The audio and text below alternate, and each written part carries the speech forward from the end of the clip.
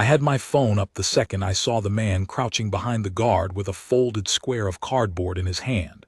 And I want you to know, I did not film it for the reason you think. I filmed it because something in my chest told me, in the plain flat way it tells you a thing right before it happens, that this man was about to make the worst mistake of his year. And I wanted a record of the exact moment a stranger learned that a sentry is not a statue. We were at the south railings of Aldermere House on the second Saturday of my one trip abroad in 11 years. I am not a brave man, and I am not a clever one. I sell flooring back home, and I had saved for that holiday the way you save for a thing you have decided matters, and I had spent the whole morning at those railings watching the guardsman on the near plinth the way you watch a fire, without a reason, unable to look away. He stood inside the iron in his red tunic and his tall black bearskin white gloves at his sides, the rifle at his shoulder, and he did not move. Not the showy not moving that street performers do, where you can see the want to twitch riding just under the paint. This was a stillness with weight in it, a stillness that had been earned somewhere I would never see. The man with the cardboard had been working up to it for 20 minutes. I had clocked him because the crowd had a rhythm and he kept breaking it, drifting up to the railings, drifting back, talking low and fast to a second man who held a phone out on a little stick. The second man wore a cap pulled down, and the bored, busy face of someone who films a great deal and watches very little.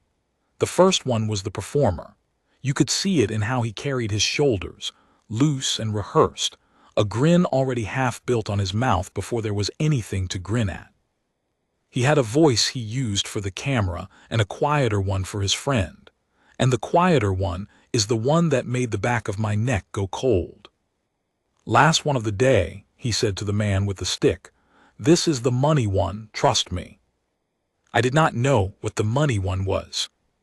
I found out about 90 seconds later, and so did he. He unfolded the cardboard, and I saw it was a sign. Hand-lettered, thick black marker, the letters crowded at the end the way they get when you run out of room and refuse to start over.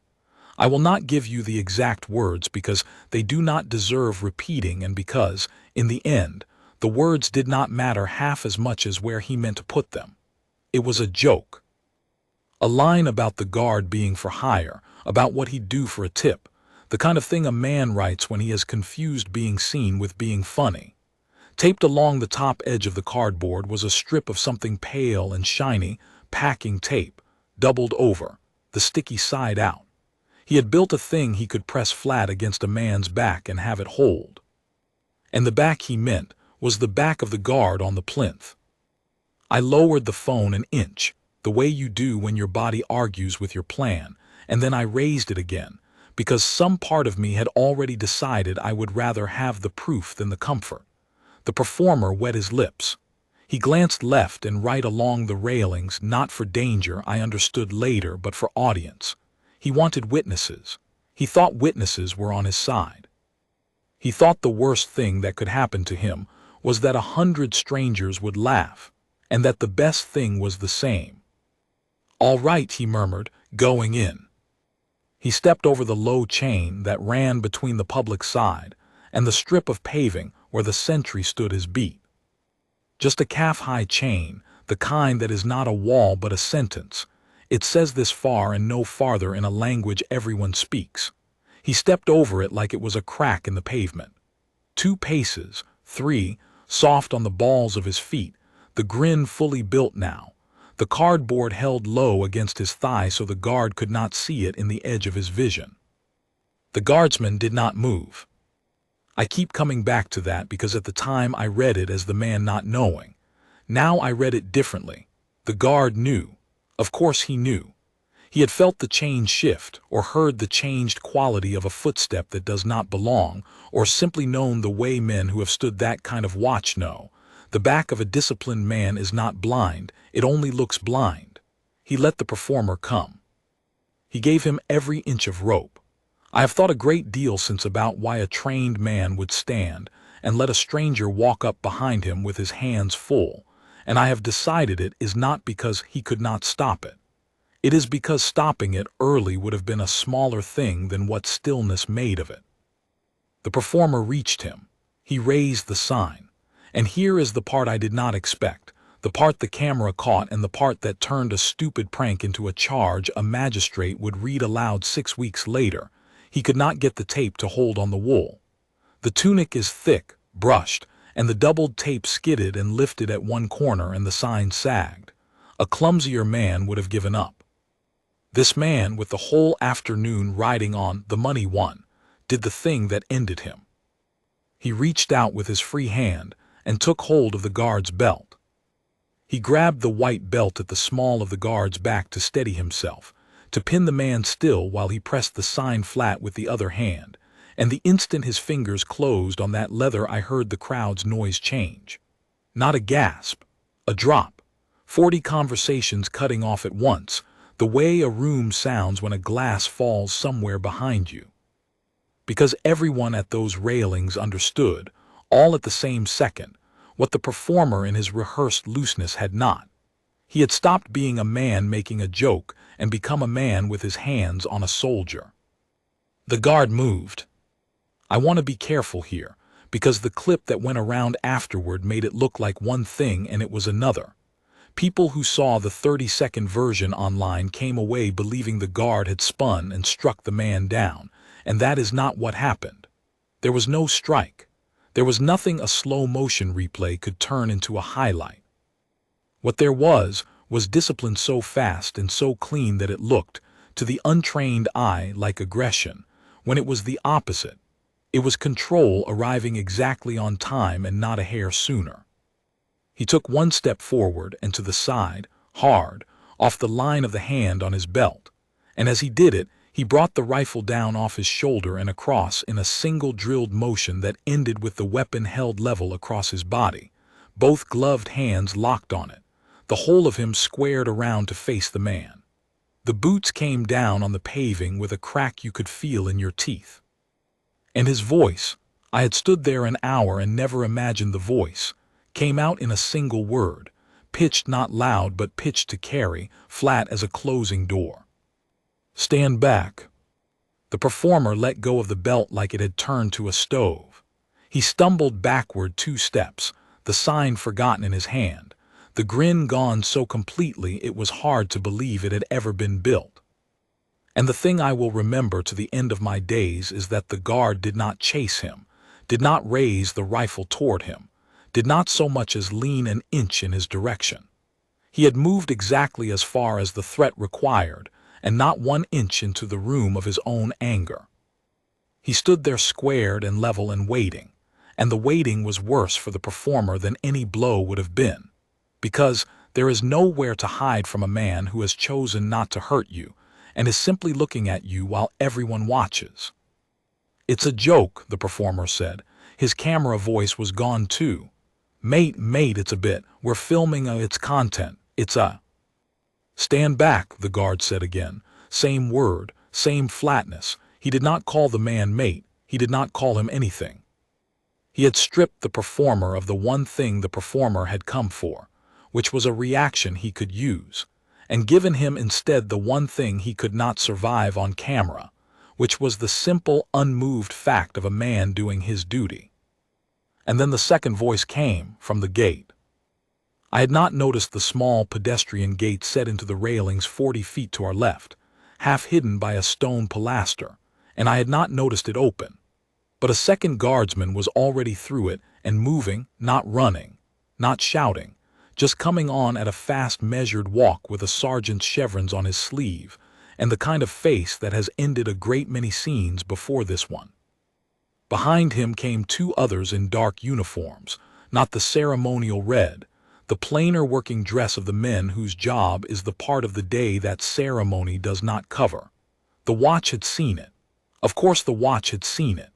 There were eyes on that strip of paving I had never once considered, and they had been counting the performer's steps the same as the sentry had.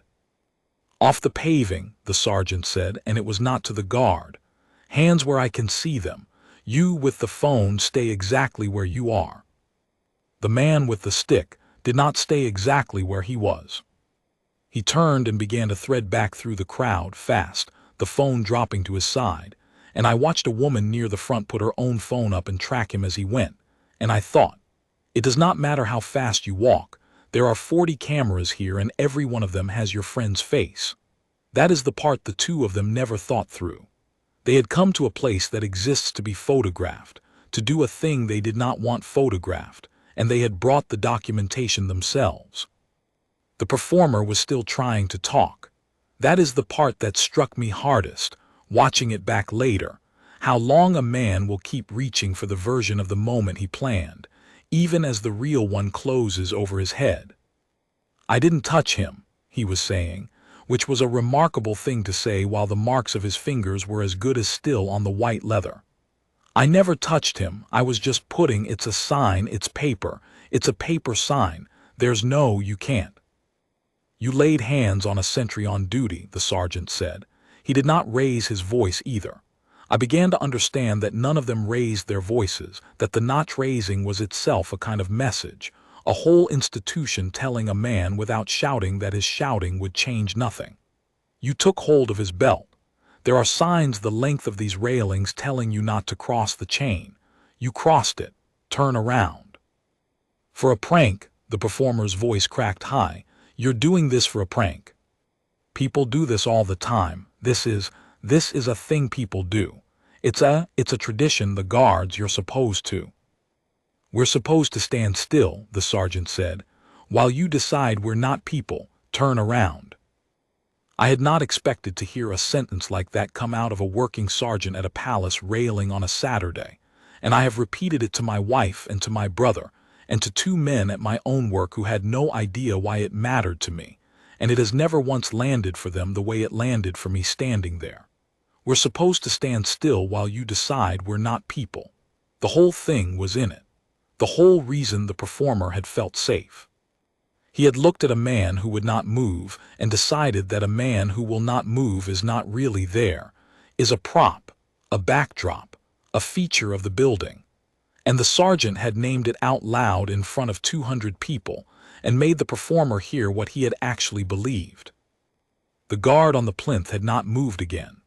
The second the sergeant took control of the man, the sentry had brought his rifle back to the shoulder, squared his boots back onto his mark, lifted his eyes back to the middle distance over all our heads, and become, once more, the still thing I had been watching all morning. As if he had stepped out of his stillness only to do precisely one necessary thing, and the moment it was done he had stepped back into it and shut the door.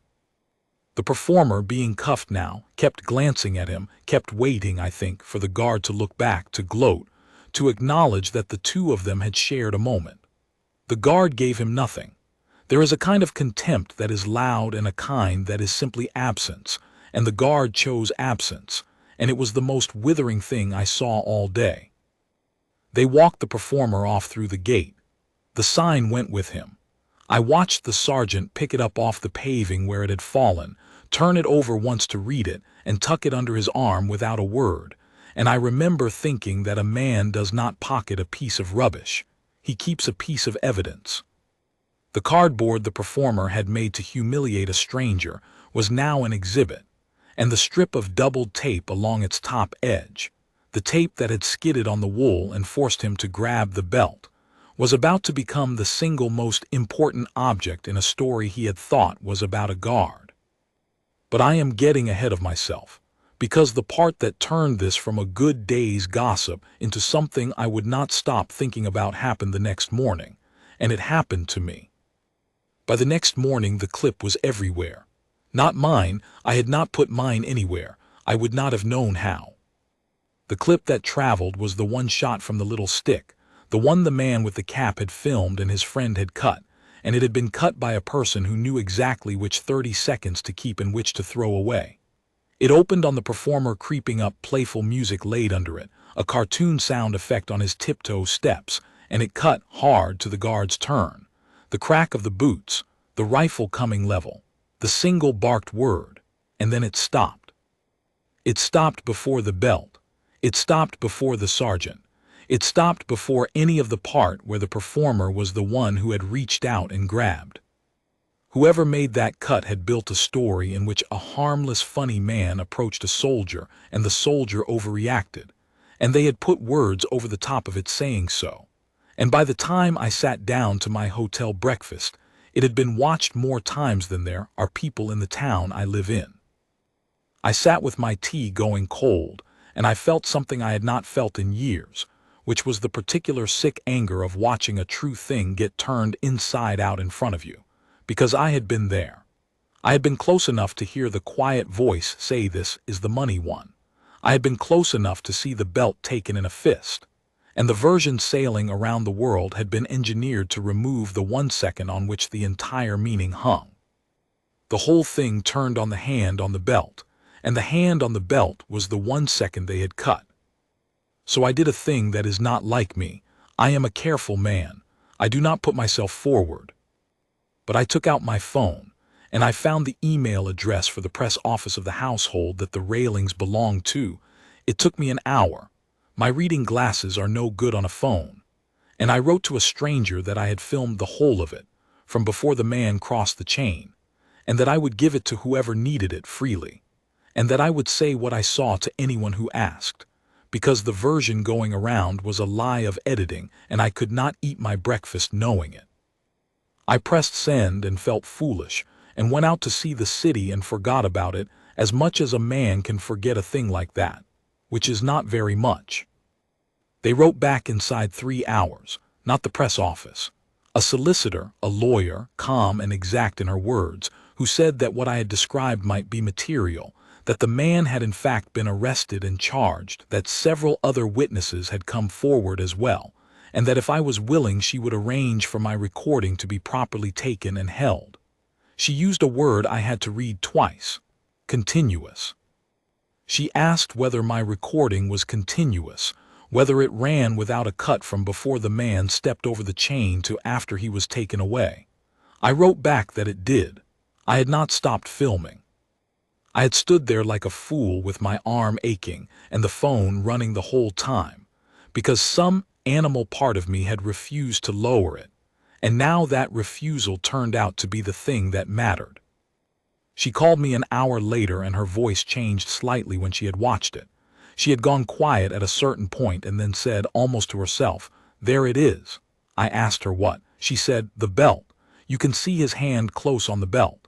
The other footage doesn't have it. We have witnesses who'll swear to it, but a clear continuous frame of the contact it's the difference." She paused. "Did you understand what you were filming when you filmed it?" I told her the truth. I said I had not understood it as evidence. I had understood it as a man about to find out who he was dealing with, and I had wanted to remember the look on his face.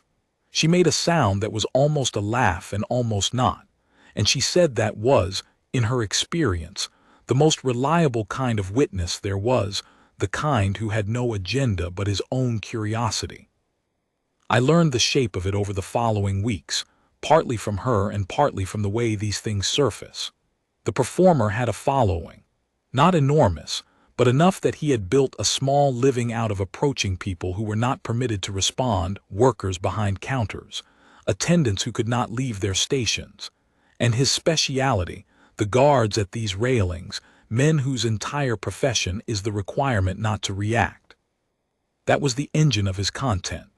He sought out the exact people whose job forbade them from defending themselves, and then he made his living off their forbearance. He called it harmless. He had, in fact, said the word harmless in several earlier clips, and his lawyer would later lean very hard on the word harmless, and the household's lawyer would, very quietly, play all the earlier clips for the magistrate, and the word would not survive the room.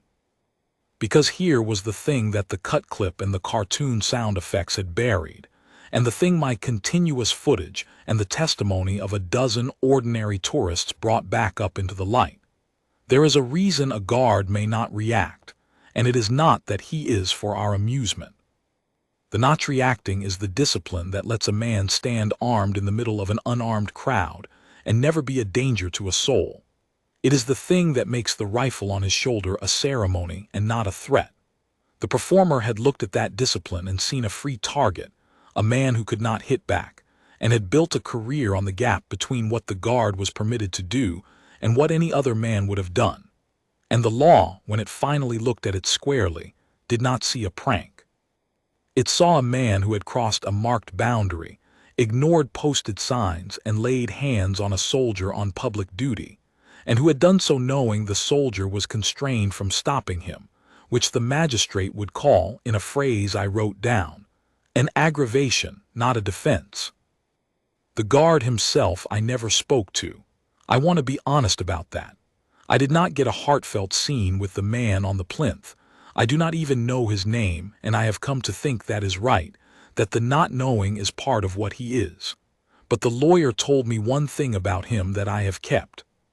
She said that, when the household reviewed the incident internally, when his own superiors went over every frame to be sure the sentry had done nothing wrong, the only finding they made was that he had held a half-second longer than he strictly needed to before he stepped off the line. And when they asked him why, in the careful way an institution asks its own, he had said that he had wanted to be certain the contact was deliberate before he moved, because a man brushed by accident in a crowd deserved the benefit of the doubt, and only a man whose fingers closed and held had earned a response. He had given even the performer the benefit of the doubt, right up to the instant the doubt was gone. That half-second nearly cost him. It is also, I think, the whole of him. I flew home before the hearing. I did not think I would have to come back. The lawyer had said my recording, properly taken and witnessed, would likely stand on its own, and that I might be spared the journey. But the performer's side fought it, and they fought it the way men fight when they have built their whole identity on a thing being harmless and cannot afford for a court to say otherwise. They wanted the footage challenged. They wanted the witnesses' memories picked at.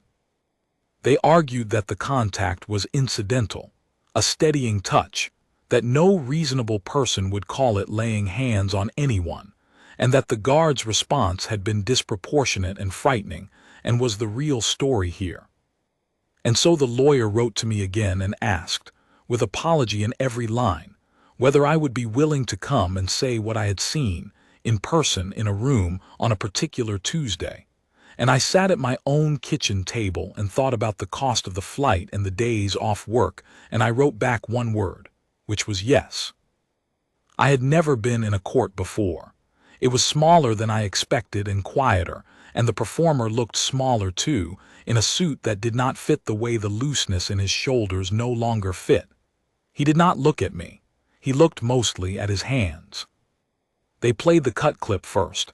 His side played it, the famous one, the one with the cartoon steps. And in that room, stripped of its music and its million views, it played thin. It played like exactly what it was, a clip with a hole cut in the middle of it. And then the household's lawyer rose and said, with great courtesy, that the court might wish to see the moment the first clip had chosen to omit, and they played mine. There is no music on mine. There is the sound of the crowd and the sound of my own breathing too close to the microphone, and somewhere in the middle of it, a man's voice saying, "This is the money one, trust me." There is the chain. There are the 3 soft steps.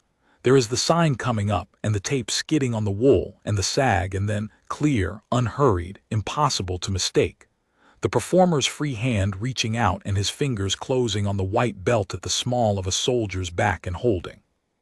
Holding, not brushing. Not steadying against a stumble. Closing and pulling to fix the man in place while he pressed his joke flat.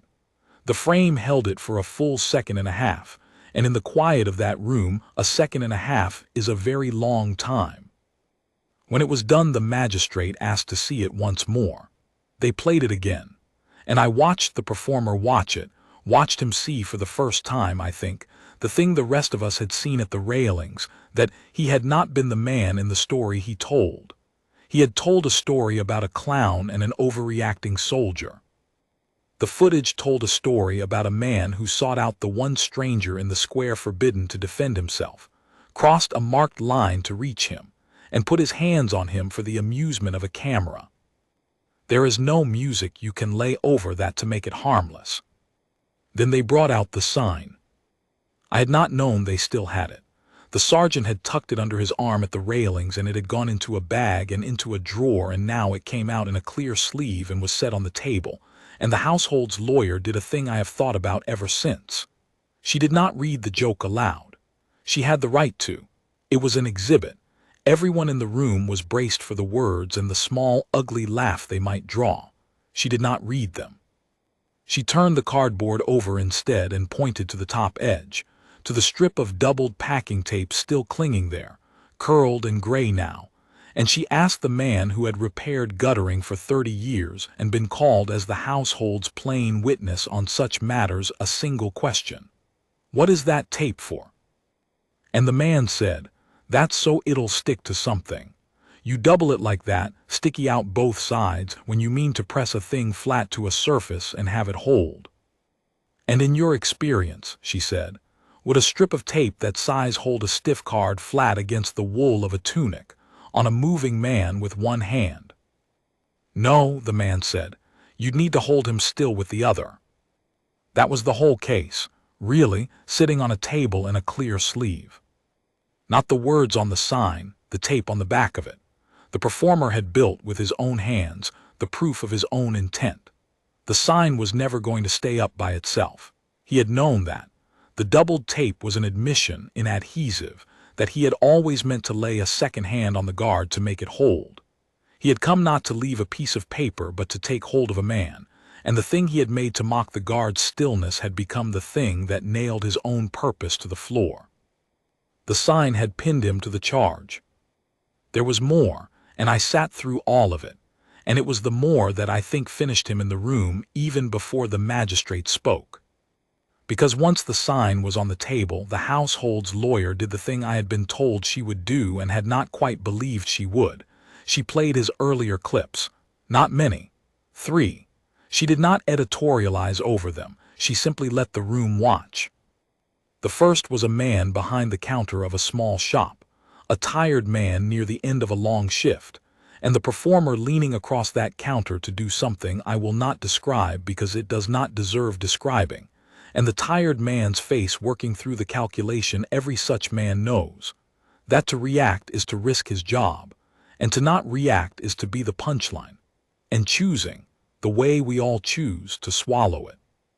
The second was an attendant in a uniform at some public building, a woman who could not leave her post, and the performer circling her the way a boy circles a tethered dog, and her eyes going flat and far away the way eyes go when a person decides to be somewhere else until it is over.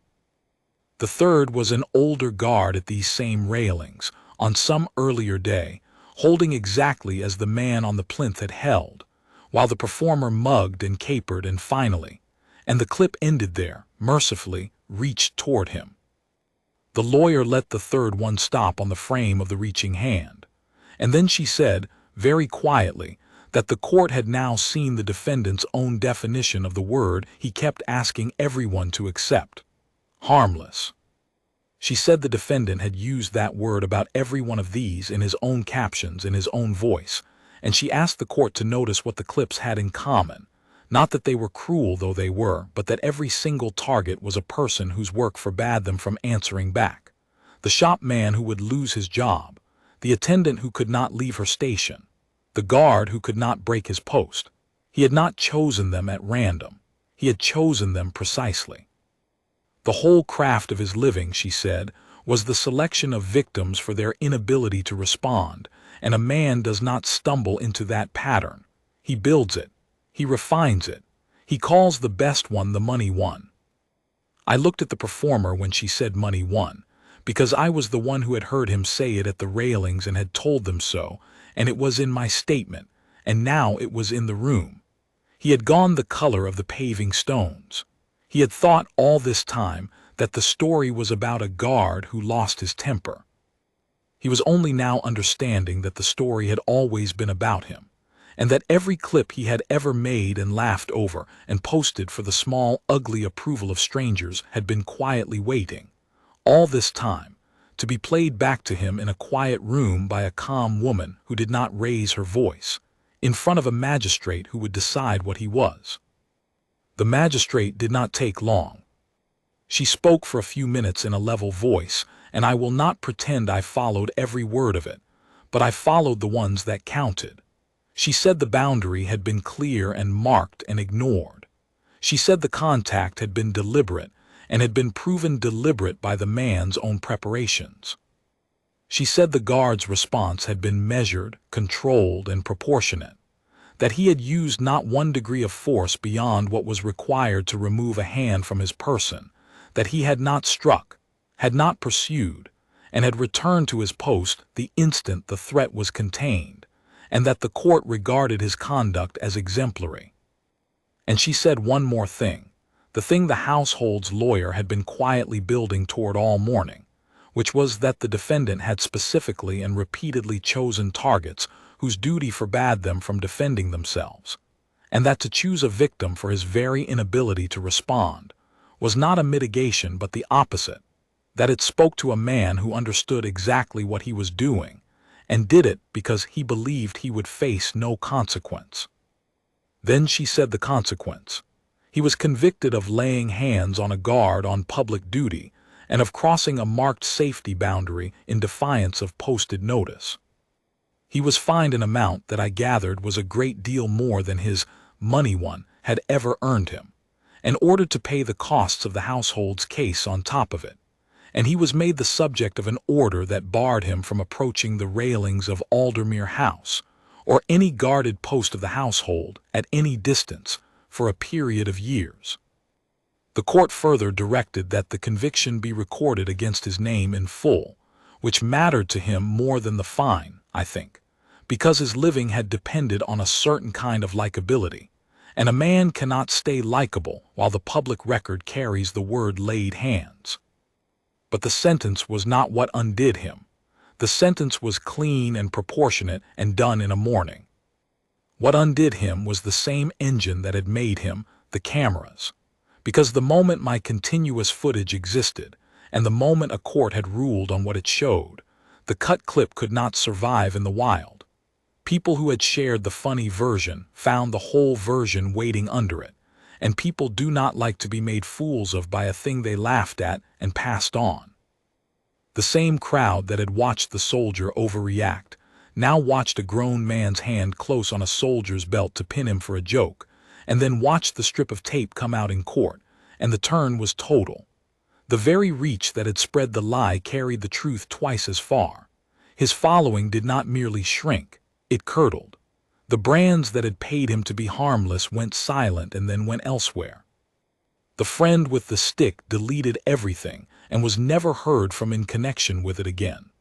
And the performer who had built a career on the forbearance of men who could not answer back discovered that the rest of us could answer back and had, and would not stop. I have thought a great deal about why it landed so hard with so many people who were not there and had no reason to care about a railing in a city they will never visit. I think it is this. Most of us spend our days being the man who cannot react. We sit behind the counter and take it. We hold our tongue with the customer, the boss, the relative, the stranger who has decided that because we are required to be polite, we are not entitled to be people. We swallow it because the swallowing is the job, and we tell ourselves the swallowing is weakness even as we do it, because no one ever stands up at the end of our day and says that holding was the strong thing.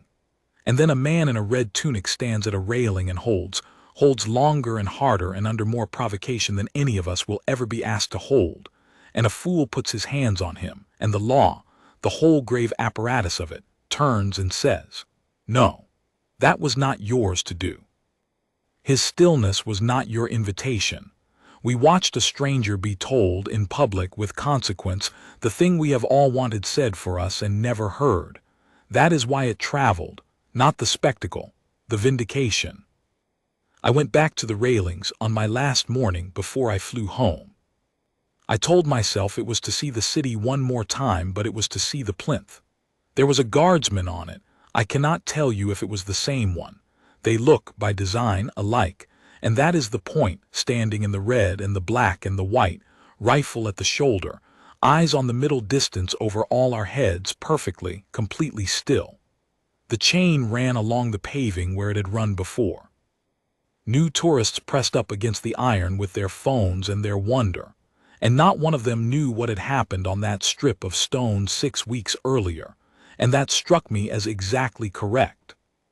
The whole storm of it, the clip, the court, the tape in the clear sleeve, The word laid hands going down in a record forever had passed over this man like weather over a mountain, and the mountain was still here, unmoved, doing the only thing it had ever offered to do, which was to stand. I stood with the new tourists for a while and I did not take out my phone. I had filmed enough. I watched a small boy at the front, lifted up by his father to see, reach a hand toward the railing the way the young do, wanting to touch the wonderful still man, and I watched the father gently fold the hand back and murmur something I could not hear, and the boy nodded and put his hand in his pocket, and I thought, that is how it is supposed to go. That is the whole of it. You may look. You may marvel. You may stand close enough to see the brass on the buttons and the breath that the stillness almost hides. But you do not cross the chain, and you do not put your hand on the man, because the chain is not there to protect him from you. He could protect himself from a great many of you and has been trained to and chooses not to. The chain is there to protect the meaning of him. The instant a man may be grabbed for a joke, the stillness stops meaning discipline and starts meaning helplessness, and we are all of us poorer for the trade. He held. The law held with him, and a fool who thought a soldier's silence was an open invitation learned, with his name in the record and his living in ruins, that the silence was never an absence of a man. It was the presence of one. Kept on a leash he held himself, every hour of every watch, and the leash was never weakness. It was the strongest thing on that whole bright square, and the only one of us strong enough to wear it was the man who never moved. I think about him at work now, more than I would admit to the men who do not understand why. When the customer leans across the counter and decides I am a fixture and not a person, I think about the half-second the guard gave even the man who came to mock him. The benefit of the doubt extended right up to the instant the fingers closed, and I hold a little longer than I used to, not because holding is weakness. Because I learned, at a railing in a city I will never see again, exactly how strong a still man can be, and exactly what the law will do for him when some fool finally forgets it. The sign is in a drawer somewhere, I suppose, an exhibit filed and forgotten. The man who made it meant it to pin a soldier to a joke, and instead it pinned its maker to a charge, and that is the truest thing I know about the whole affair. A man who builds a cruelty with his own hands had better be very sure who it is built to hold. The guard never wrote a word. He never had to. The performer wrote the whole case himself, in thick black marker, and signed it with a strip of tape, and a still man let him finish every letter before he turned.